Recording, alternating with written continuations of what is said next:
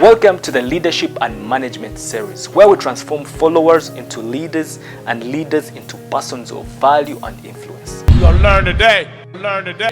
Learn today. Today we are talking about self-appraisal. You out there watching, you love to be recognized. You wish to be appraised, but little do you want to step forth and work, invest time, energy and your resources so that somebody can reward you. The Dinka tribe of Southern Sudan have a proverb that if there is no enemy within, then the enemy outside cannot hurt you. A boy went straight in the supermarket and went to the counter to dial a number on a public payphone. The receptionist in the supermarket was watching and trying to hear the conversation that this young boy was trying to put forth. The boy dialed the number and introduced himself as John and asked whether he was talking to Mary. The voice on the other side responded that it was Mary and what could she do for him. John told Mary that he needed a job in his saloon.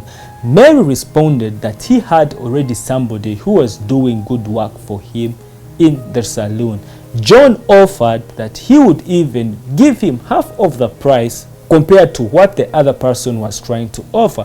The lady said that she is comfortable with this other person that is already working for him. John went further and told Mary that he would be willing to offer added services such as working extra hours, washing other utensils that they use in the saloon and mopping it. Mary on the other side declined that she was comfortable with the servant she had. Unfortunately, she hung up on him. John put back the phone, laughing and nodding his head. The attendant, who happened to have tapped into their conversation, walked straight to John and told him that he had the story and he was sorry that it did not go well, but rather appreciated his enthusiasm, his attitude and his spirit, and was willing to offer him a job in the supermarket. John declined the offer.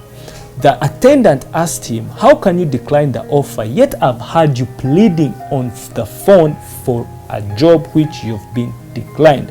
The boy stood straight and looked at the attendant and told him, "I was just checking upon my performance at work with my boss, though I used a different name." I want to urge you out there listening in that if you are a manager, if you are an employee, if you are a leader or doing whatever you're doing in your endeavors, always aim at giving your best, because your best is what matters. Work as if it is your last. Besides, it's your last anyhow. Shannon L. Adner, in her famous book Rediscovery, she said that we should always ask ourselves what we are doing today and evaluate whether what we are doing is taking us to where we want to be tomorrow. And you cannot do that unless you have taken up personal inventory, unless you have been appraised either by your employee or even by yourself. Leaders, managers and any other person in their workplaces, kindly step forth, evaluate yourself, but don't just evaluate yourself.